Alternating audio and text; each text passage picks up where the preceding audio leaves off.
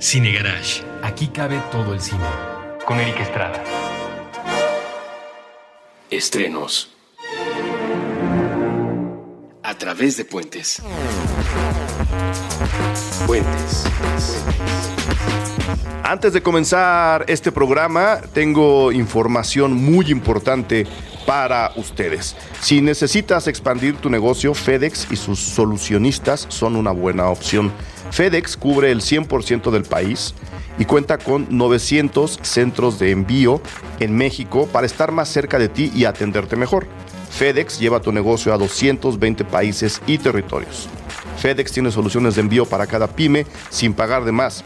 Cuentas con un gran equipo y a precios accesibles. Tu pyme puede llegar tan lejos como quieras con FedEx y sus solucionistas. Un gran aviso de nuestros patrocinadores.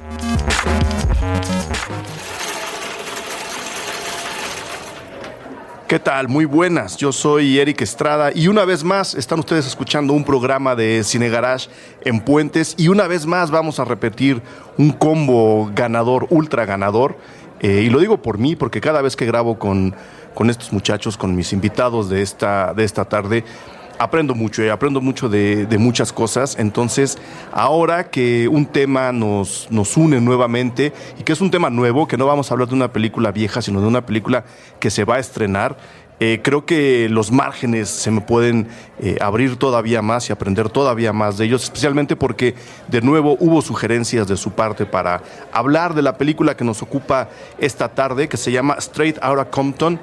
Que en México tiene un nombre muy raro. Antes de empezar a darle por el nombre, que creo que es lo primero que deberíamos comentar, voy a dar la bienvenida a don Evaristo Corona, que está enfrente de mí en la sala grande de Puentes. Hola, estás? Bien, gracias, muy contento, el rap nos une. El rap nos une. Y del otro lado, Andrés Vargas Russo, que está un poco friolento, un poco con ganas de echarse una cobija encima. Russo, ¿cómo estás? Yo ya siempre tengo frío. Muchas gracias a Eric, más que por invitarnos, por aceptar las pedradas a su puerta para que me deje venir a hablar de películas que me entusiasman tanto. No, porque lo padre es que es una película que esperamos mucho desde que se anunció, desde que estábamos siguiendo algunas notas de producción, algunas noticias, cuándo se estrena el avance, cuándo se estrena en Estados Unidos, y ahora con este retraso en el estreno en México nos dio chance a todos de verla y todavía de redondear mucho más la información alrededor de la película. Evaristo tuvo chance de ir a hacer entrevistas. Tú mandaste una lista de películas en donde el hip hop tiene que ver en la narrativa, en el corazón de otras películas. Creo que podemos hacer un poco de justicia a una película que me da miedo que pase desapercibida en México, empezando por el nombre. ¿Saben cómo le van a poner en este país? Mitzi, que nos ayuda en la producción, ya está escandalizada. Ella sí sabe cómo se va a llamar en México.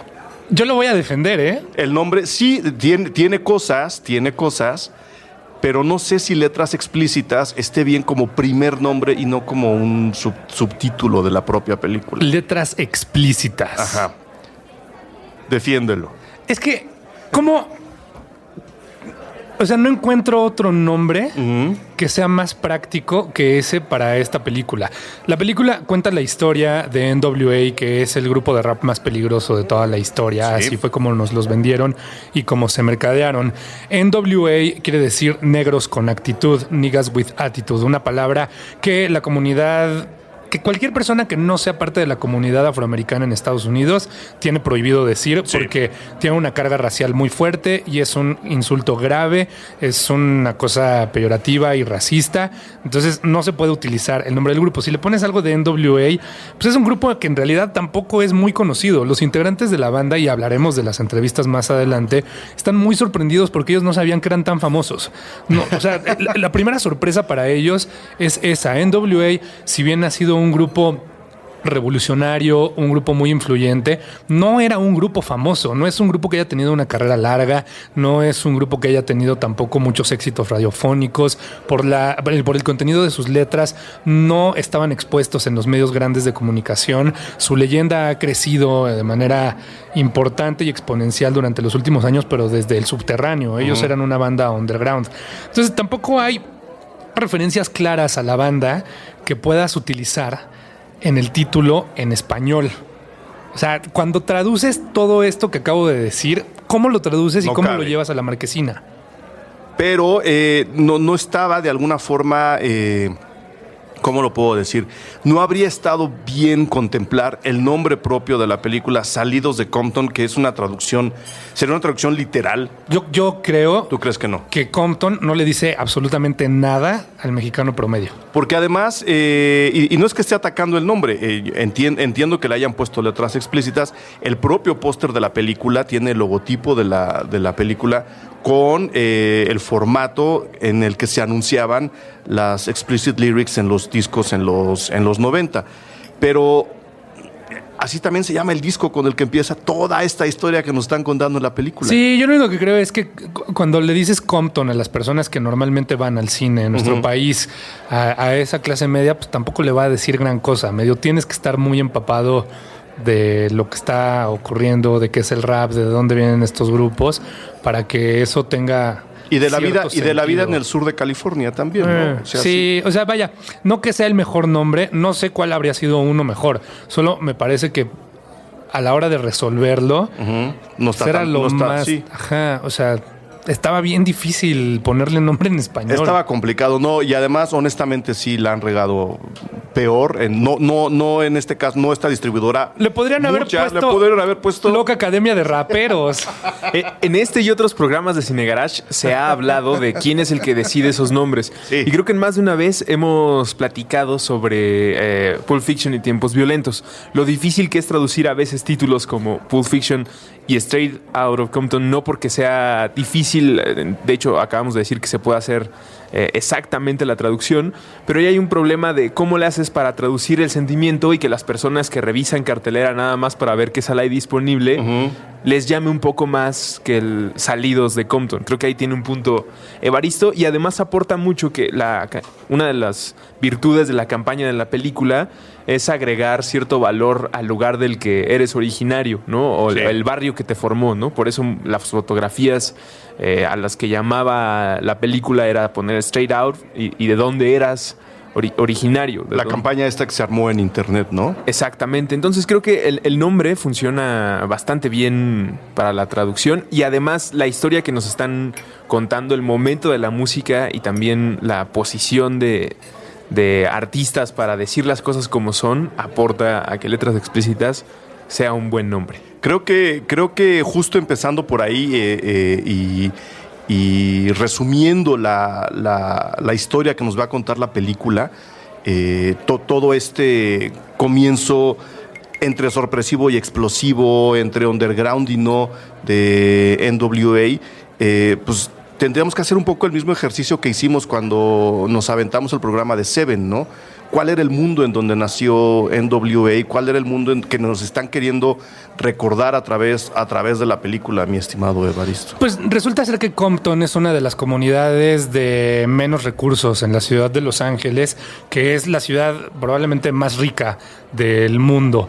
Ellos tienen su propia economía y podrían ser bastante más ricos que cuando menos 87 países. Y Compton es un área en donde vive una comunidad afroamericana muy grande que se ha visto siempre involucrada en problemas de drogas, de vandalismo.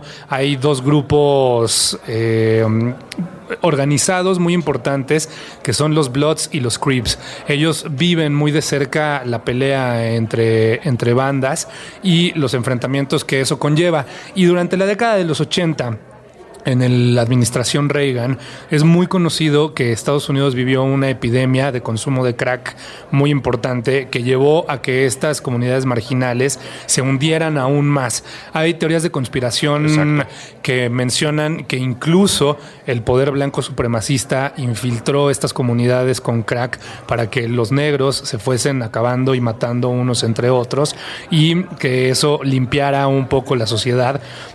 Insisto, teorías de conspiración. Sí. Pero sí que Compton se vio muy afectado por todas estas cosas y socialmente la gente que vivía ahí no podía salir mucho. En 1984, 88, pues en Los Ángeles se necesitaba, como se sigue necesitando hoy en día, automóvil para poderte mover libremente, y en ese momento las barreras de las delegaciones de los condados y de las ciudades, a pesar de que no estaban existiendo de forma física, es decir, no había paredes entre una y otra, sí estaban y sí existían y no permitían que unos se mezclaran con otros. Parece mentira porque estamos hablando de la década de los 80, pero es cierto que eso había. Entonces, en este clima racial, político, poco favorable para las comunidades, pues ellos tenían que crear sus propios medios para subsistir, ellos tenían que desarrollar sus propios trabajos, tenían que desarrollar también cosas que les permitieran expresarse de manera artística, y el rap es una de las razones por las cuales ellos se empezaron a dar a notar. El rap originalmente viene de Nueva York, lo lleva Ice-T a la ciudad de Los Ángeles, y ahí comienza a proliferarse de una manera muy romántica, si se quiere ver así hoy en día, porque iba de boca en boca, ¿no? Es poesía cantada, y estos grupos fungían también como noticiarios. Creo que Public Enemy, un grupo de Nueva York de rap, lo menciona de manera muy atinada. Decía, nosotros somos el CNN de la comunidad negra. Y así funciona también en el caso de NWA, quienes empiezan a hacer música de denuncia. Es un grupo de rap que está conformado originalmente por Arabian Prince, que es un productor que sale muy temprano en la carrera de la banda. En la película ni siquiera lo mencionan, pero que es importante, por DJ Yella, por Eazy-E, Ice Cube, MC Ren y Dr. Dre, que a la postre se convertiría en uno de los productores de rap más importantes del mundo, y además un empresario también muy acaudalado. Pero ellos empiezan a tratar de mostrarle al mundo y a su comunidad primero lo que están sufriendo, lo que están viviendo los jóvenes que son acosados por la policía. Dentro de este clima, la policía blanca, por cierto, y también la negra, que buscaba ser aceptada por la blanca, pues llegaban y oprimían a los jóvenes, a priori, además, ¿no? Sí, claro, porque había un prejuicio enorme. Así que sí lo hay. Pero en ese momento específicamente, pues eran delincuentes, crudo, ¿no? Eran delincuentes por default, y a partir de eso, de que los agarraban, había que ver pues qué delito estaban cometiendo para saber por qué se les iba a acusar. Y en ese momento es donde empieza a situarse la película. Que además, según yo, ¿ibas a decir algo, Russo? No, que socialmente estaba todo puesto como un caldo hirviendo para que explotara algo así, y creo que la aportación de NWA junto con otras bandas que acaba de mencionar Evaristo tiene que ver con cómo se rebasa la poesía y la belleza de una lírica bien planeada, que sigue ejecutándose, pero la rebasa la brutalidad con la que se mencionan las historias, ¿no? La cantidad de groserías que se utilizan, la cantidad de misoginia también, porque hay que decirlo, pues se utiliza mucho el lenguaje de la calle, ¿no? No hay ningún filtro que vaya a ser las letras de NWA mucho más amigables para nadie. Van como ellos conviven entre su comunidad, y así es como salen. Entonces, eso aunado a todo lo que acaba de plantear Evaristo, hace que se vuelva mucho más poderoso el mensaje, porque nadie estaba acostumbrado a que le hablaran con tanta grosería y con tanta realidad, con así de veloz. Reales, claro, ¿no? Porque además, en términos artísticos, NWA no buscaba sonar en la radio ni en MTV, porque la radio y MTV no ponían este tipo de música. El rap estaba muy mal visto, era una cuestión de gangsters o de gangstas, que eran estas bandas. Entonces ellos ni siquiera sabían, al no estar involucrados de ninguna forma en la industria musical, no sabían cómo sacar discos, cómo grabar discos, qué hacer con una canción una vez que estaba afuera. No tenían ni la menor noción de que era un sencillo y que tenían que censurar ciertas palabras. Vivían de alguna forma, estos grupos y estas comunidades también viviendo pues muy inocentemente, ¿no? Pues la vida al costo, y vivían al día, no vivían para hacer estrategias de mercado. Y creo que la película, en este panorama tan complejo que era el sur de California, y bueno, en particular el mundo, si nos queremos poner todavía más ambiciosos en los 80, la película tiene el enorme acierto de poder reunir todo esto, ¿no? De dejar muy claro este caldo hirviendo que decías, Russo, que las cosas estaban ya muy a flor de piel, que había una presión social de abajo para arriba que estaba resistiendo a la que había de arriba para abajo, si aceptamos incluso o no las teorías de la conspiración. Por otro lado, había una necesidad de expresar lo que estaba pasando ahí en medio, entre las dos presiones, y por otro lado había que meterlo todo en una historia. O sea, había que meterlo todo en una historia que se contara a 24 cuadros por segundo. Era un trabajo bien difícil, si me lo preguntan a mí. No por ello, o sea, creo que precisamente por ello, al revés, está el trabajo de dos guionistas, y está que yo lo detecté a la primera en cuando empecé a ver la película, un muy buen trabajo de montaje. Van jugando con estos tres elementos, queriendo poetizar lo que ya es poético, que es el rap, queriendo poetizar la historia, romantizarla incluso. Y por eso tampoco me sorprendió que la película durara, y voy a usar las comillas de la mejor forma posible, durara más de 140 minutos. O sea, solamente o más, 2 horas ya es mucho para una película. 147 minutos podría sonar muchísimo para una historia como esta, pero en realidad están contando, sí, la historia de NWA, pero al mismo tiempo están contando una historia muy particular en la época de los Estados Unidos. Encontré el dato. El corte original de la película, ustedes saben, se hace un primer corte siempre, y ahí se miden muchas cosas, duraba 3 horas y media. ¿Sabes qué? Es la primera vez que me entero cuánto dura la película. Ya la fui a ver y todo. No me había fijado en cuánto había durado y no sentí que durara 147 minutos. No, porque están jugando mucho con datos que por un lado nos tocó vivir de alguna forma, y por el otro lado te están contando la historia épica de un grupo de chicos que quieren manifestar sus inquietudes a través del rap. O sea, viéndolo desde el otro lado, tiene todos los ingredientes para un gran éxito de Hollywood, que es en lo que a final de cuentas se convirtió la película hasta ahora en Estados Unidos. Yo creo que sorprendió el éxito, por lo que yo pude ver en las reacciones iniciales. A mí me tocó, tengo que explicar cómo fue el contexto. Me invitaron a ver la película en la ciudad de Los Ángeles para poder hacer entrevistas con algunas personas del elenco. Ya esas entrevistas fueron publicadas en Puentes, en el programa Meta. Lo pueden encontrar en puentes.me/Meta. Y me llevaron allá.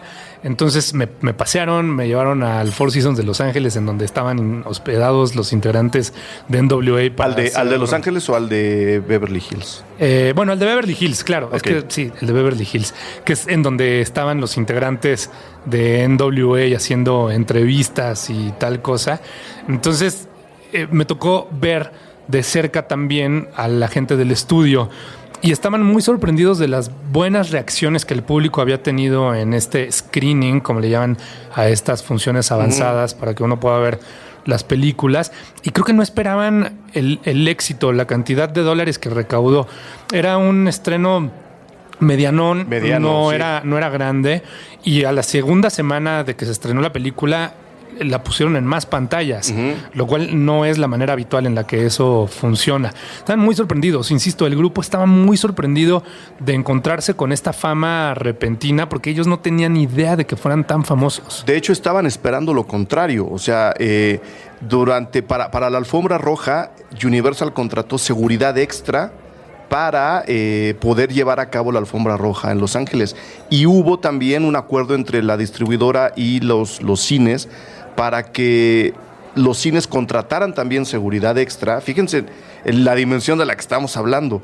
Y a través de las entradas, el cine se quedara con un extra que cubriera el gasto que ellos habían desembolsado en caso de que pasara algo en el cine. ¡Órale! O sea, como si estuviéramos en 1957 viendo la primera película de Elvis Presley o Rebelde sin causa. Ahí se está acomodando, por lo menos ahí se acomodó en el verano la película, porque esto fue un estreno de agosto en Estados Unidos. A México está llegando a primeros de octubre. Es que también sin saber que haya sido calculado, es más, considero que no hay manera en que pudieran haber calculado el nuevo caldo hirviendo que existe en Estados Unidos, o que siempre ha estado oculto, a veces escuchando el burbujeo, a veces nada más bajando un poco la flama, pero existe ahí. Los problemas de los que se quejó NWA y su generación siguen existiendo en muchísimas comunidades en Estados Unidos. Sigue habiendo noticias que trascienden y llegan hasta México y a muchas otras partes del mundo con videos, fotografías, crónicas de personas de minorías que son atacadas. Eso vuelve a pasar en nuestro año, vuelve a pasar incluso el año pasado con un par de casos en Ferguson, que incluso junto al estreno de la película, la de Martin Luther King, ¿cómo se llamó? Donde Selma. Sí. De alguna manera siguen existiendo los problemas y siguen siendo entonces estas películas un motivo de, además de juntar a un elenco nuevo, lanzamiento del estrellato, una buena historia, si era necesario o no una película en NWA, pues sigue siendo necesario estos recordatorios de... Claro.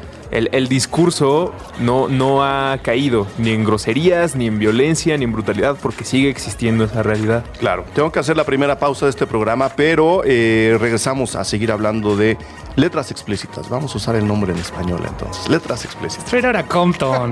Ya, para ahorita ya lo explicamos. Ya se puede. Ya se puede. Ahora venimos.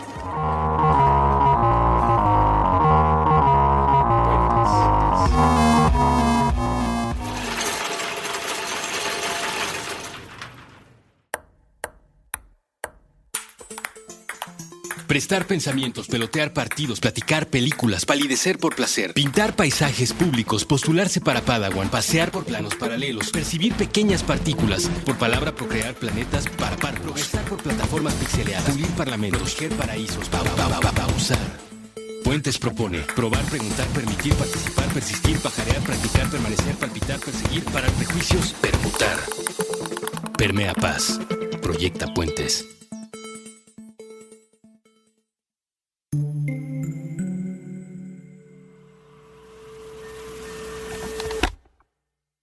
Buscaba expandir mi negocio. FedEx cubre el 100% de México y tiene 900 centros de envío. Buscaba el mejor servicio de envíos sin gastar mucho. Tenemos las soluciones de envío y a un precio accesible. Tu pyme puede llegar tan lejos como quieras con FedEx y sus solucionistas. Visítanos en lossolucionistas.mx. Cobertura de códigos postales de los Estados Unidos mexicanos. Aplica el producto FedEx Nacional Económico. Porque un México más verde es un México más fuerte. Toque de queda. Cultura canábica global con Andrés Vargas Russo. Nuevo episodio todos los jueves a las 9 de la noche. Puentes.mm.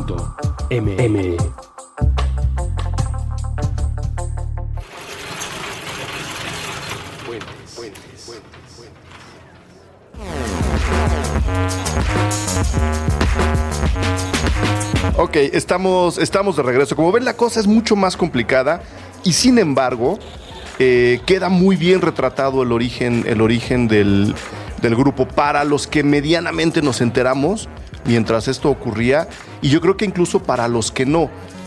Pero al mismo tiempo creo que hay demasiadas libertades alrededor de la historia con la ficción. ¿Tú cuántas detectaste? Tú que eres uno de los especialistas más grandes que hay. Varias. Se toman unas libertades creativas muy interesantes. O sea, sí les dan su empujoncito a los NWA, ¿no? Claro, por supuesto. Incluso hay una... A Ice Cube le pregunto en una de las entrevistas que si no le estaba dando como cierto recelo, digamos, que se le acusara de reescribir la historia. Sí. Porque un poco eso es lo que hace la película. A cada quien lo están perfilando para que pueda continuar con su carrera hacia donde quiere que sea, ¿no? A Dr. Dre, pues ahora como empresario, y a Ice Cube como persona de Hollywood. Jenna, Ice Cube interpretado por su hijo, además. Por su hijo, además. Es bien curioso. Hace unos años, el joven amigo y mentor Rulo me compartió un texto escrito por una chava que se llama Kim Bue, que es una chica que ha trabajado en la industria del disco desde hace muchos años. Kim trabajó un tiempo para un sello discográfico y escribió un artículo en donde detalla que tuvo una aventura en algún momento en donde trató de firmar a NWA. Entonces, ella habla justo del momento que se retrata en la película. Ella pudo bien haber salido tranquilamente en la película porque se está hablando de estas cosas y menciona a personajes que están también en la historia, que se detalla en la cinta. Entonces, por ejemplo, ella, me llama mucho la atención eso, jamás menciona a Ice Cube. Ella no. No. Habla mucho de Dr. Dre. Habla de cómo Dr. Dre iba llevando al grupo en términos artísticos, de cómo Eazy era el que tenía la idea de negocios, pero Ice Cube no lo menciona. Eso es muy curioso porque además el texto está muy detallado, es como muy explícito en el sentido de estos eran los que hacían tal y tal y tal cosa. Ya no menciona Ice Cube y en la película Ice Cube queda como Ice Cube el rey de la banda. Es casi el protagonista de la película. Sabemos que son todos ellos. Vamos un poco navegando sus pequeños infiernos y sus logros, pero Ice Cube acaba como el verdadero protagonista de la película, ¿no? Sí, está muy romantizada en ese sentido la película. Sí reescriben muchas cosas, se toman muchas libertades creativas y hay cosas incluso que han ocurrido después y que les han dicho, oiga, no, pues tal cosa no pasó, ¿no? Por ejemplo, la escena esta en Detroit en donde hay cosa de policía. Con lo de la policía. Eso nunca pasó. Y sin embargo, yo encontré el dato de que, esto se lo podemos contar si no pasó, se lo podemos contar a la gente, ¿no? Se supone que, tras los escándalos, por la manera como cantan, por lo que cantan, por cómo hacen su show, se supone que la policía de Detroit advierte a NWA de que no hagan nada de eso en sus conciertos, porque de otra manera serán acusados y le dan una lista de cargos y los pueden arrestar por eso, ¿no? Hay una escena muy clara dedicada, creo que la escena donde la cámara mejor retrata lo que es un concierto es justo ahí en Detroit. La parte de Detroit, la cámara vuela, los rodea, se mete entre ellos, hay tomas muy abiertas, la gente está muy prendida y pues pasa lo que pasa. Y yo encontré el dato de que esa carta está exhibida en el Salón de la Fama de Cleveland. Entonces, lo que puede ser, y es ahí donde yo no es que tuve dudas con la película, porque la película está muy bien, como épica, como el retrato épico de unos chicos que vencen todos los obstáculos para poder expresarse, que es lo que nos está contando la historia. La película camina muy, muy, muy bien, justo empezando con este discurso visual que les estoy diciendo. Al principio, la cámara está muy abajo, los toma a ellos en contrapicado, ellos se ven muy grandes. Hay una escena muy bonita en la que van unos chicos andando en patineta por las calles de Compton. O sea, visualmente la película te mete a la historia de unos héroes. Y esta parte en Detroit lo que hace es decirte cómo la autoridad se oponía a los héroes. Por eso preguntaba yo, ¿qué tan ficcionado está el asunto? Porque por el lado Hollywood, la película funciona al 100%.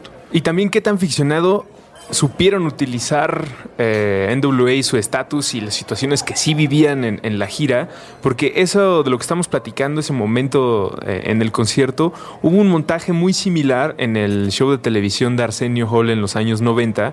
Te voy a compartir la liga para la que la pongamos en la bitácora, ¿sí? En la que NWA empieza con una entrevista con Arsenio en el que se supone había habido un llamado de la policía durante el programa en vivo para pedirles que no interpretaran ciertas canciones, entre ellas obviamente Fuck the Police. Y ellos están como en una actitud que se ve sobreactuada, pues triste, frustrada porque no van a poder cantar, y de repente ya están a punto de irse del show y regresan corriendo con la policía correteándolo. Entonces, pero digamos que sí lo vivían, ¿no? O sea, ahí lo que estaban haciendo era mostrar la versión actuada para televisión de algo que sí les estaba pasando en algún otro lado. Y también creo que entre los valores que tiene la película, de cualquier película biográfica, y creo que eso lo he aprendido mucho leyendo de Cine Garage. Muchas gracias. Uno, hicieron muy bien su trabajo de contar una etapa en la vida de estas personas y no querernos contar la biografía completa. Que además coincide con la etapa de la historia de la música afroamericana en Estados Unidos en un caldo que está hirviendo. Pero una de las cosas que creo que no hicieron bien y fue mañosamente para definir el rumbo de la carrera o afianzar la carrera de varios de los que siguen conmigo, de Dre y de Cube, lo que están haciendo es ponernos a los santos muy santos, a los malos muy malos, y acomodar a algunos que tal vez estuvieron ahí en medio, pero todo en pro de qué es lo que se pensará de ellos y cómo se acercará una nueva generación pues, de jóvenes alrededor del mundo de quién es de NWA, ¿no? Porque pues un joven ahorita de 16 años que le gusta el rap y que está escuchando a Kendrick Lamar, a A$AP Rocky, pues, no tiene que tener nada de NWA a menos que se lo diga Kendrick. Entonces, que te lo presenten en una película como gracias a ellos existió y los pone de alguna manera como héroes y revolucionarios, pues también entiendo que los estén acercando a ellos. Sí, es lo único que yo le criticaría no a la película, porque repito, la película es incluso emocionante. La película tiene momentos donde el pulso se te acelera varios beats. Lo que yo le criticaría a la película es que de repente sí juega mucho al maniqueísmo, ¿no? Ice Cube es muy bueno y de nuevo, como lo dijiste, Russo, los malos son muy malos, pero justo a la hora de... Ahora lo que voy a defender es justo esa parte de... escenas como la de Detroit, a la hora de querernos resumir la sensación del grupo en su vida diaria, tienes que inventarte ciertas historias en donde juntas lo que tú nos decías de Arsenio Russo con quizá una carta que sí llegó pero que nunca provocó lo que vemos en la película, y decirle a la gente, señores, aquí estamos reuniendo una sensación de con lo que el grupo se enfrentaba todos los días. O sea, sí había una necesidad de entrada de bajarle de 3 horas y media a 147 minutos, que son 2 horas y media, ¿no? Más o menos. Sí, pudo haber sido la versión del Señor de los Anillos. Sí, pudo haber sido una trilogía dirigida por Peter Jackson y metiendo gente que ya falleció a través de retoque digital. O sea, en realidad tenemos una película mucho más interesante que cualquiera de esas. Sí, claro, que aguas. O sea, es una película, no es un documental. No es un documental. Es importante entender eso. Pues, bajo esa perspectiva, pues, se vale ficcionarlo y romantizarlo. Y les funcionó, repetimos, entre la sorpresa que mencionabas, Evaristo, pues $60 millones en el primer fin de semana de taquilla hace que veamos, primero, que a lo mejor el rap ya no está donde creíamos que estaba. Segundo, que teníamos una película lo suficientemente eficiente. Y pues tercero, que los temas, como decía Russo, siguen muy vivos, porque el otro lado de la película, y ahorita si quieren volvemos a lo de NWA, que repito, es una historia, según yo, muy bien contada, incluso para la gente que no sabe de qué trata todo esto. Creo que pueden aprender, interesarse y entrar después, ahora sí, a documentales o a libros para redondear la información. También deja muy claro el lado político de la película, que NWA es un grupo con carga política sin necesidad de lanzar panfletos de propaganda de ningún partido, ¿no? Están metiendo en sus canciones, y en este caso en la película, la voz y las inquietudes de una minoría que ya no es tan minoría, y de un sector social que ese sí existe, que está oprimido por un sistema económico que nomás no deja que la gente camine. A nivel represión y censura eso es bien común, ¿no? Que la persona que escribe la rima, que escribe las letras de la canción, es tomado como el manipulador y dejando totalmente fuera la posibilidad, que es lo más real y lo que más sucede, de que esa letra no sea un ejercicio de manipulación, sino una voz para todos los que no habían encontrado las palabras para decir lo que les estaba pasando. La gente que cantaba las canciones de NWA, fuera de sentirse más peligrosos o más gangsters, lo que estaban haciendo era cantar algo que ellos sentían, que es lo mismo que nos pasa con cualquier otro género musical o intención de obra artística. Es generar empatía. Él está hablando lo que yo no puedo decir, pues voy a ir a gritarlo porque él me está dando las letras y me está dando el ritmo para que esto se sienta en una manifestación alegre o energética. Ahí entraba tu lista de películas del hip hop. Sí, ahora que estabas diciendo lo de que no es un documental, pues hay documentales que han registrado esto. De ese no lo puse en la lista, pero hay que mencionarlo. A mí me lo recomendó Eva y de ahí conocí la serie 30x30 de ESPN, de cómo Ice Cube nos cuenta la historia de la relación de fútbol americano. ¿Son los Raiders? Sí, los Raiders. Los Raiders de Oakland, que después en algún momento durante la década de los 80 fue justo, se cambian a la ciudad de Los Ángeles y los regresan otra vez a Oakland, porque el equipo estaba asociado con estas comunidades afroamericanas y con la violencia que ellos llevaban al estadio, aunque nunca se pusieron a pensar o no quisieron pensar que cuando estaban en el estadio se olvidaban de los colores azul y rojo, que son los que representan a los Crips y a los Bloods, y en el estadio se unificaban unos mismos. Entonces se veía como un poder mucho mayor, ¿no? Cuando te enfrentas a los dos grupos que juntos, de hecho a mí me emocionó mucho que los Raiders tal cual tuvieran tanta presencia en la película. Está el logo por todos lados. Todo. No, es que Ice Cube es un eterno enamorado de los Raiders. Al final, y ya no quedó eso grabado en la entrevista, le preguntaba si está listo para un equipo de fútbol en Los Ángeles y me dijo, sí, siempre y cuando sean los Raiders. No me interesa ni madres que más sean los Padres. No, dijo, yo no quiero un equipo de San Diego aquí.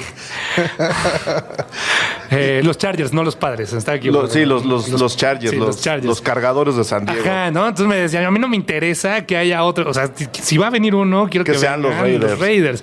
Y él dirige este 30x30 que es bellísimo. Además, una carta de amor a esa época y a ese periodo, a su equipo, que también es muy importante mencionar el asunto de Rodney King en todo esto, porque tiene todo que ver con lo que pasó con NWA cuando las cosas estallaron y con cuando se fue el equipo de los Raiders a Oakland de regreso. Pues hagamos algo, nos metemos de una vez con Rodney King y al final damos la lista que nos mandó Russo para tratar de redondear la visión de el hip hop y el rap por un lado, la carga política que viene con Rodney King y la cultura, repito, del sur de Los Ángeles, que no es nada más que sea diferente a la que había en la famosa costa este y esta guerra entre las dos maneras de ver el rap, sino que también es muy diferente a lo que ocurre en California del Norte. O sea, sí es un núcleo muy importante ahora y lo era todavía más en los 80. Entonces, aclarar. ¿Ibas a decir algo? Sí, antes de mencionar las fricciones de las costas y los problemas que existían o siguen existiendo entre ellos, cada vez menos, cada vez hay más colaboración y ya ni siquiera se toma en cuenta esa rivalidad. Bueno, no por lo menos bajo los reflectores de la música más popular hoy en día, pero siempre me gusta contar esta historia de Joe Strummer en Nueva York con The Clash, en una ocasión que le abre África Bambaataa y que para muchos fue la introducción o el espérense tantito y pongan atención a lo que están diciendo estas personas. Los estaban abucheando a África Bambaataa, les empezaron a arrojar cosas y todavía no llevaban ni una canción y Joe Strummer sube a tomar el micrófono y le hace primero un regaño a toda la audiencia por estar aventándole cosas y después un llamado a lo que está cantando estas personas y en lo que puede evolucionar tiene muchísimo que ver con Sandinista, ¿no? Y con nuestro disco y con nuestra ideología. Lo que pasa es que Estados Unidos se encuentra separado y dividido más que por los estados, por diferentes minorías y diferentes tipos de personas que hacen que se sienta que es diferente, ¿no? En vez de ser un estado unido, que se sientan como muchas tribus, incluso entre costas y costas de mismas personas con mismas ideas y mismos géneros. Que es algo que quedó muy de manifiesto justo con el caso Rodney King, que está no solo retratado, sino desarrollado en Straight Outta Compton. Nos ponen el material real de esta golpiza que recibe la gente que no nació en ese momento. Esto les debe parecer brutal, lo fue y ocasionó una explosión social como Estados Unidos no la había visto en la segunda mitad del siglo XX. Golpean a un ciudadano afroamericano en un freeway de Los Ángeles. Sí, de Los Ángeles. Un taxista que se involucra en una persecución de alta velocidad. Cuando lo alcanza la policía, lo golpean 5 policías con sus armas, ¿no? Y lo dejan muy lesionado. Él interpone una demanda, se va a un jurado especial, todo esto, y le liberan a los policías sin ningún cargo. Los declaran inocentes. Lo cual provoca un enojo o por obvias razones en la población afroamericana. Porque además todo esto, que es lo que no había ocurrido antes, todo esto que les está contando Evaristo quedó grabado en un video que un transeúnte captó ni siquiera con su teléfono, con su cámara de video. Sí, con una cámara de video. Entonces era muy claro cómo los policías abusaban de forma brutal de este ciudadano, más allá de si había cometido un crimen o no, si era un delincuente o no, pues esa no es la manera en la que una policía debería de actuar frente a sus ciudadanos, a la gente a la que cuidan. Ellos no son las personas que tienen que deliberar si alguien es culpable y mucho menos son quienes están encargados de ejercer ese castigo sobre una persona, ¿no? Entonces, la indignación fue grande en la comunidad de Compton y después del juicio en 1992, ellos se levantan en armas, porque eso fue lo que ocurrió. Sí. Llevaron antorchas a todos lados, incendiaron lugares, saquearon, provocaron un movimiento en donde 53 personas fallecieron, más de 2,000 fueron lesionadas. Fue una cosa muy espectacular porque además comenzaba a darle la vuelta al mundo. Nosotros ya podíamos ver imágenes de lo que estaba pasando más o menos en tiempo real y la banda sonora de eso era NWA. Entonces, el Estado acusa a NWA de ser la gasolina que alimenta este fuego de odio, cuando en realidad lo que pasó era otra cosa. O sea, 5 integrantes del cuerpo de protección de la ciudad, del estado, de sus ciudadanos, fueron a golpear impunemente a un integrante de esa comunidad. No tiene que ver con el rap, no tiene que ver con si había un grupo que se sentía oprimido por las Fuerzas Armadas. Ese no era el asunto, ¿no? Entonces a NWA de alguna manera se le responsabiliza por este odio que se encuentra de manifiesto en las protestas. Entonces, por eso es muy importante. Por eso es muy importante, eso queda muy claro en la película, y uno de los pretextos que usaron para acusar a NWA de haber alimentado este discurso de odio es un poco lo que decía Russo. En estas revueltas sociales en Los Ángeles, en esta toma de las calles de la comunidad afroamericana, si uno no era afroamericano y estaba en ese momento ahí, corría el riesgo de ser violentado también. O sea, hubo ataques a personas de la minoría latina, de la minoría asiática que estaban en esos terrenos simplemente por no ser afroamericanos. Ahí se manifestó una división como la que nos contabas, Russo, que después, cuando esto se empieza a digerir, empezó a diluirse. O sea, empezaron a ver que, de nuevo, las fronteras entre las minorías no tenían ningún tipo de sentido y que la razón era más bien volver a borrar las divisiones que había en ese caso raciales en esa parte de Estados Unidos. A veces, o la mayoría de las ocasiones, el problema tiene que ver con la fuerza del lenguaje y lo brutalmente honesto que se presentan los actos, que es algo que se le sigue criticando mucho al rap, entre muchas otras cosas, el uso del lenguaje, pero también hay que señalar que la respuesta de la gente afroamericana sobre esta clase de cosas no es algo que nació en los 90. No. En 1964 se quemó una iglesia de la comunidad afroamericana, mataron a 4 niñas, gente del Ku Klux Klan, y Nina Simone, en un documental que sigue en Netflix, pueden ver, tuvo una respuesta pues similar a la de NWA. Ella estaba metida en el mismo movimiento, obviamente con asesinatos de este tipo en el que queman a 4 niños dentro de una iglesia, e hizo una canción que se llamaba Mississippi Goddamn. O sea, ya estaba utilizando el lenguaje más que por llamar la atención a partir de lo vulgar, soez o como le quieran calificar. Era una respuesta de coraje genuino. Era de se tiene que responder al nivel de violencia pues con el mismo coraje, salvo que esta es una canción que no afecta a nadie más que a las buenas costumbres. Lo mismo pasó con NWA y lo mismo sucedió el año pasado, o Ferguson, no recuerdo si fue a finales del año pasado o en este año, en el que un policía asesinó a un afroamericano que, fuera de que pudo o no estar involucrado en un crimen o estar portando un arma, el video y lo que muestra toda la evidencia es que le disparó antes de ejercer cualquier otra autoridad sobre él.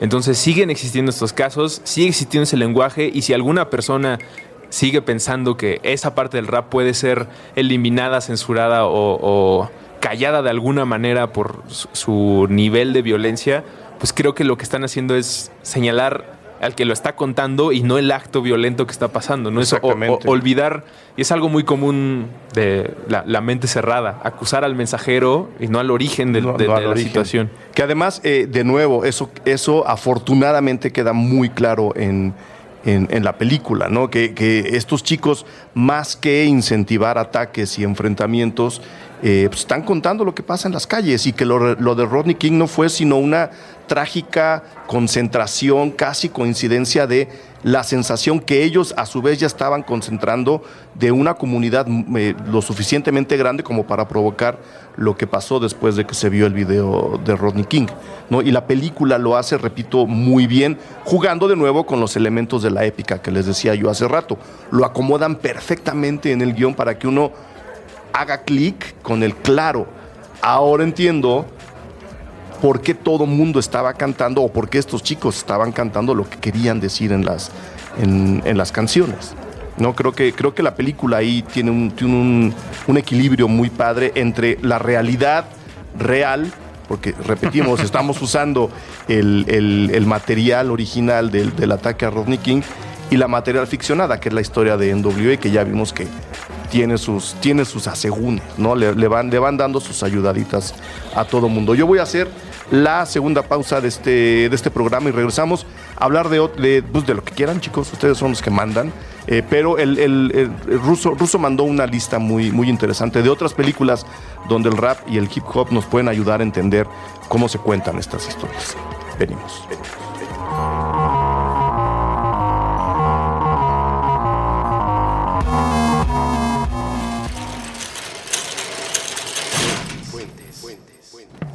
A partir del 15 de septiembre, Puentes invita a un acto de desobediencia civil, uno de los más pacíficos e íntimos. Escuchar música. Pensaremos en cómo solucionar los problemas de nuestro país a través de las reflexiones de mexicanos que nos inspiran.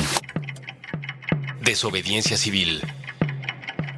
Una producción de Puentes en Spotify. Escúchala desde nuestro perfil, Puentes MX.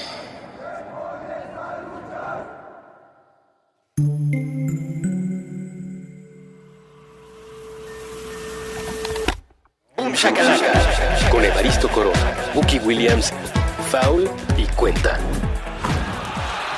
Nuevo episodio todos los sábados a las 10 de la mañana. Puentes.me.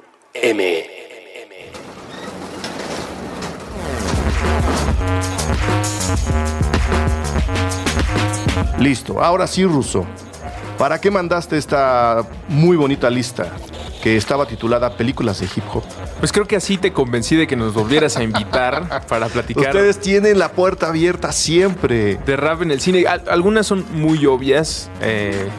Pues creo que de ninguna esperarías que fuera otra la temática, pero lo interesante, y si les parece lo podemos revisar por orden cronológico, pero que se pueda agregar una o dos más, con Do the Right Thing de 1989 de Spike.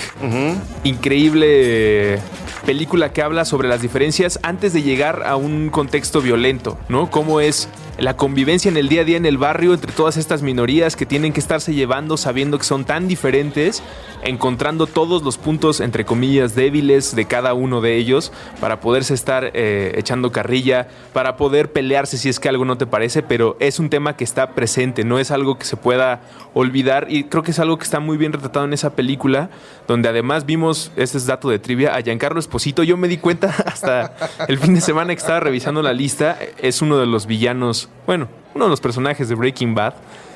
Aparece muy joven en esta película del 89, que además traía a Public Enemy en el soundtrack. No hicieron la canción para la película, ya estaba la canción, ¿no? Sí, y ahí comienza una relación muy importante entre Spike Lee y Public Enemy, que pues, le da salida a mucha de su música. Es correcto. También aparece Rosy Pérez bailando al principio. Maravilloso. Ese es Do the Right Thing, ¿no? Sí. Y la canción es Fight the Power. Fight the Power. Ahorita hablamos de la música también en Straight Outta Compton, es importante. Sí. No todo es NWA, y aunque parece que sí. No. Bueno, Spike no solamente empezó esta carrera que estás diciendo, sino también se declaró como un agente de cine que le importaba tener estos temas en sus películas, y cuando no los tiene, aún así es increíble. Puse ahí Inside Job, que también nos gusta mucho a Eva y a mí. Si ustedes no la han visto, véanla, por favor. Buenísima. El Plan Perfecto se llama en español. El Plan Perfecto. Con Clive Owen, la maravillosa Jodie Foster. Es correcto, y Denzel Washington. 2 años después, en 1991, y esto lo mencionan dentro de Straight Outta Compton, aparece Boys in the Hood de John Singleton, que también participa en los documentales 33 30 por 30. 30 por 30, perdón. Él hace un documental en esa parte a Marion Jones, una velocista norteamericana que fue encontrada acusada de dopaje. Esa historia es increíble y también la pueden consultar en esos documentales. Pero lo que nos cuenta en Boys in the Hood es otra vez esta historia, pero sin elementos musicales. Nada más es la vida de un Ice Cube y un Cuba Gooding Jr. que tienen que crecer en Compton, y me parece que aporta muchísimo porque es una de las perspectivas es la de un chico que no está metido en problemas y que su papá está haciendo hasta lo imposible porque no se mezcle con toda la violencia que está ahí. Decíamos con Do the Right Thing, a pesar de que es algo palpable que no se puede evitar nunca esas diferencias, eso es lo que nos muestra el cine y lo que vemos en la realidad. Pues está ahí el esfuerzo de una comunidad en una casa con una persona que quiere que su hijo no se involucre y que resulta inevitable en la película de 1991. Que es justo el toque trágico que tiene Straight Outta Compton, ¿no? Que aunque muchos de ellos no quieren participar de este clima de violencia que nadie ha provocado, sino la violencia en sí, muchos acaban siendo víctimas de ella, ¿no? Sí, y esa es la primera película de Ice Cube que después tendría una carrera prolífica y muy exitosa en el cine y la sigue teniendo, ¿no? Ese fue el principio del despegue de su carrera como actor, después también como productor y como director incluso. Yo soy fan de él en 21 Jump Street. Yo soy fan. Padrísimo. Sí, yo soy fan 21 Jump Street me gusta mucho. A mí me gusta y la segunda no está mal. Friday, Barbershop. Friday, por cierto, me encanta decir este dato siempre. Friday es la película que más veces fue robada o ha sido robada en Blockbuster. ¿Ah, sí? Mira. Y Friday fue dirigida por Gary Gray, que es director de Straight Outta Compton. Es la primera vez que trabajan juntos. Del 91 y de Boys in the Hood nos brincamos al blanco que inventó algo nuevo de todo el universo que habían puesto todos los demás, y así lo menciona en un documental que diremos al final de esta lista. Es Eminem con 8 Mile, peliculón que creo que Straight Outta Compton merece estar en el mismo... merecen el mismo espacio los dos en una colección de películas por la carga emocional, ¿no? Quitando cualquier otro elemento, creo que emocionalmente es una película que puede disfrutar una persona que no sepa ni se sienta interesada nada por el rap, porque la historia es lo suficientemente poderosa, ¿no? Es personajes luchando contra una realidad abrumadora que los está trayendo hacia atrás y que logran salir adelante, y que al igual que en Straight Outta Compton, Eminem pues no te cuenta su historia tal cual, agarra elementos de su vida y de lo fastidiosa que fue su origen con su mamá, con sus relaciones interpersonales, el lugar en el que creció, la gente con la que tenía que convivir, y nos presenta esta película del 2002 que además le da el Oscar por mejor canción original en ese mismo año, Lose Yourself, que es de las pocas personas que ha tenido todos los premios el mismo año, ¿no? Oscar, Grammy, Emmy no, porque no fue televisión, pero tenía otro aparte junto con estos, que creo que solo en nominaciones Belushi de Saturday Night Live con los hermanos Caradura lo llegó a tener, Cher también. Bueno, y la única persona, junto con Elvis Presley, las únicas dos personas que han tenido el lugar número 1 de taquilla y el lugar número 1 de venta de discos al mismo tiempo. Al mismo tiempo. Titán, Eminem, en 8 Mile de 2002.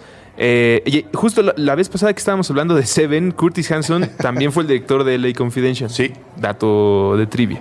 2009 me brinqué a Notorious, que creo que sigue en Netflix y te la recomendé el otro día. Sí, yo no le he ¿Tú ya la podido. viste? No, me da mucho miedo ver Notorious. Es buena. Notorious. Es buena película. La dirige George Stillman, quien fue el productor de Barbershop y que nos cuenta la historia de Biggie, de la estrella de la costa de originario de Nueva York, cómo es su ascenso hacia el cielo y el paraíso del hip hop.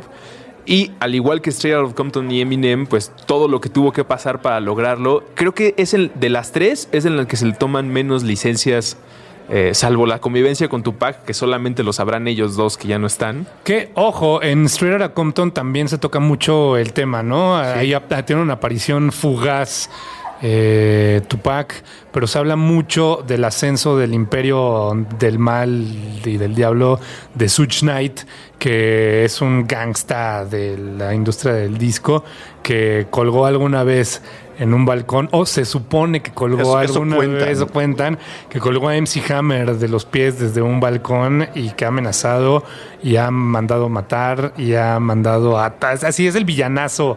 Creo que hasta rap. Vanilla Ice tiene historias con él, ¿no? Podría ser, no me extrañaría. Creo que hasta ellos dos, o sea, tuvieron algún encuentro ahí raro de intimidación. Sí, puede ser. Es un gangsta. Sí. De cuarta, ¿no? Sí. De cuarta.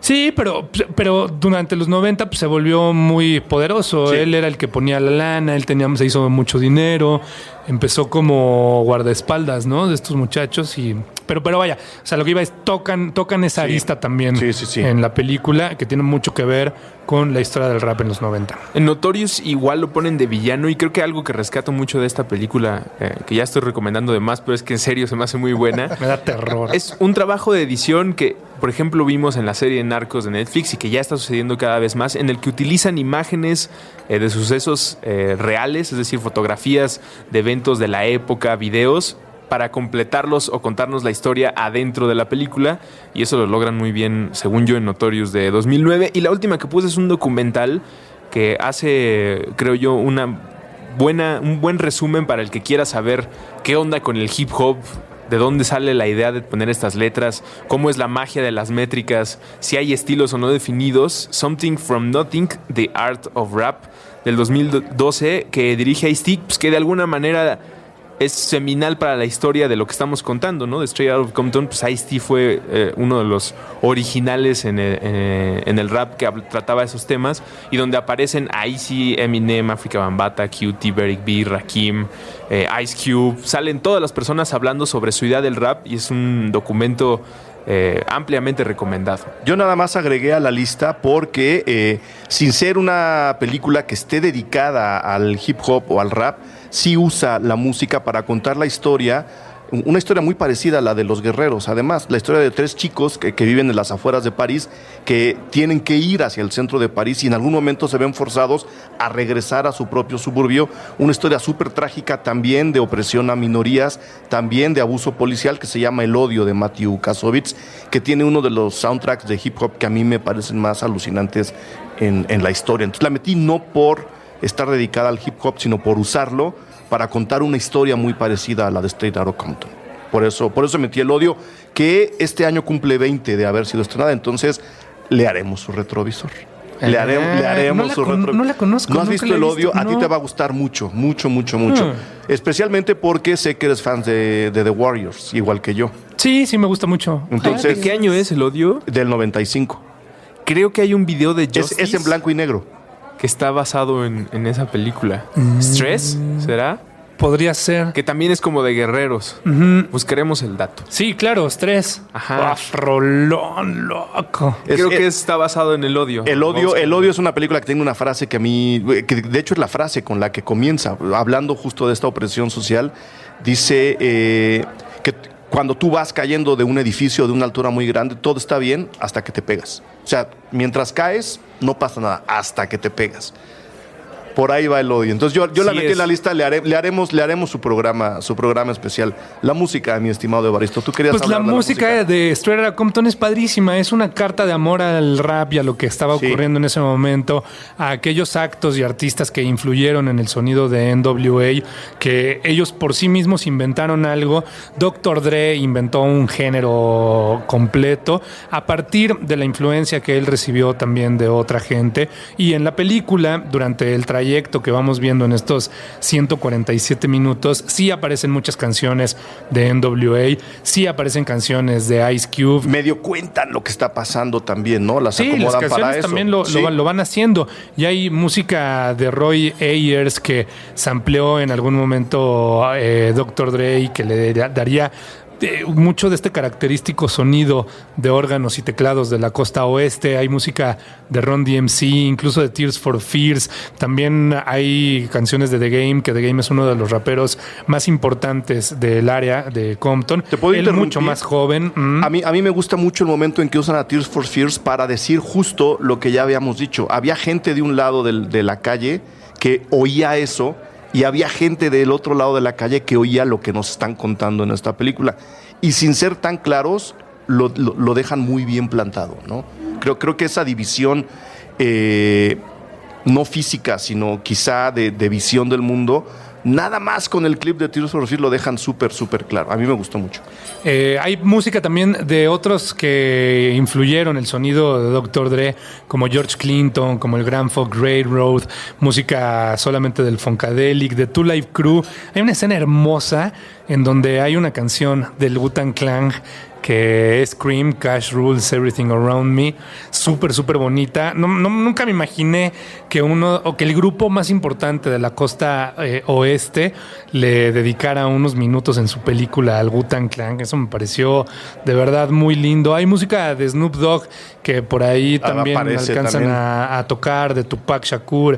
En fin, la música está muy bien porque alcanza a abarcar muchas cosas que no necesariamente habrían quedado en el guión, ¿no? O sea, te cuenta también más la historia, ayuda a expandir ese universo. Incluso a nivel de investigación, si alguien saca la lista y ve toda la gente que está involucrada en la banda sonora, pues pueden todavía ampliar más la información que la película sí, y si un día quieren hacer una versión karaoke de la película, también sale, ¿eh? Es padre. A mí me tocó verla en el cine chino, mira. allá en Hollywood. Y había mucha gente que no sé si eran como ganadores de alguna promoción o había familiares o qué pasó, pero estaba bien bonito cómo había momentos en donde pues, la gente se ponía a cantar las canciones, las rolas. Fue muy emocionante verla ahí en esa ciudad. Es que aquí en mis apuntes está, la película a veces funciona incluso como un musical. ¿Sí? O sea, sin ser el musical donde la gente cante a cuadro y todo aquello, por la manera como están coladas las películas, la película acaba funcionando como un muy buen musical. No de estos que no te abordan, sino que te dicen, mira, en este momento la canción está contando lo que este personaje está pensando, mientras este personaje está hablando con alguien más. O sea, sí hay como decías, una expansión del universo muy bien conseguida con la banda sonora. En pocas palabras, me gustó mucho. Peliculón. Yo creo que la conclusión, a menos de que quieran agregar algo, es que la película se acaba convirtiendo en una muy buena reflexión, que fue donde empezamos, de dónde estaba el mundo en ese momento, dónde estamos ahora, conozcamos o no conozcamos la historia de NWA, que en este caso, estando muy bien construida, muy bien montada y muy bien narrada, se acaban convirtiendo en una especie de pretexto para ver ese momento en donde estábamos parados. Si lo quieren ver del otro lado, también funciona.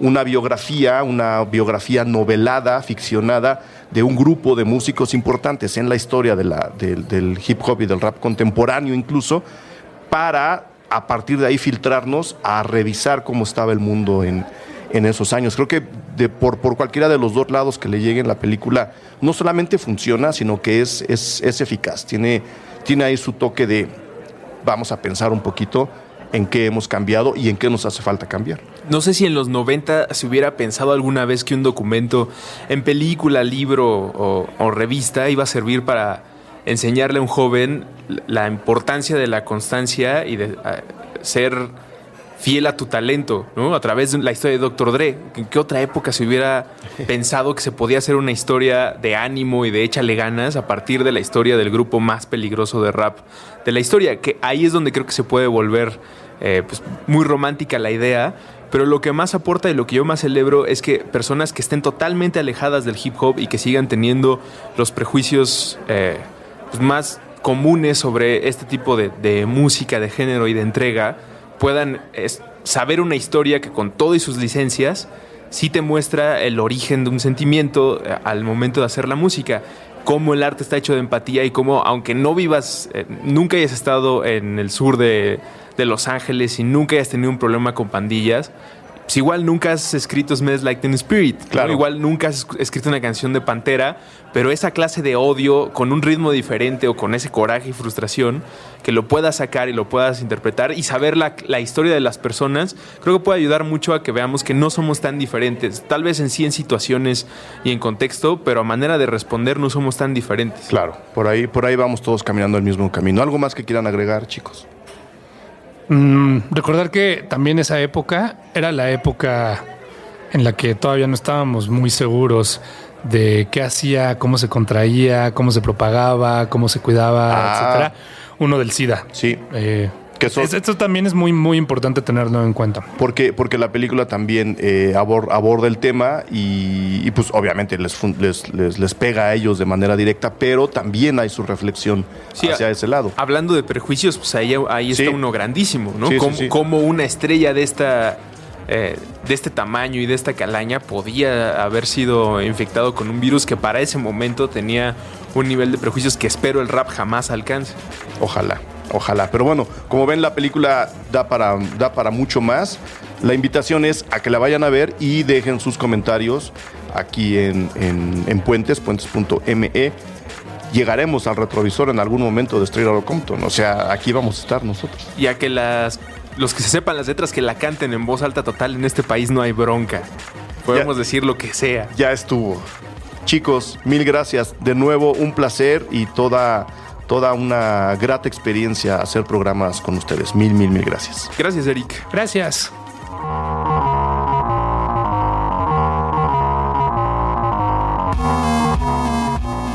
Cine Garage. Aquí cabe todo el cine. Con Eric Estrada. Estrenos. A través de puentes.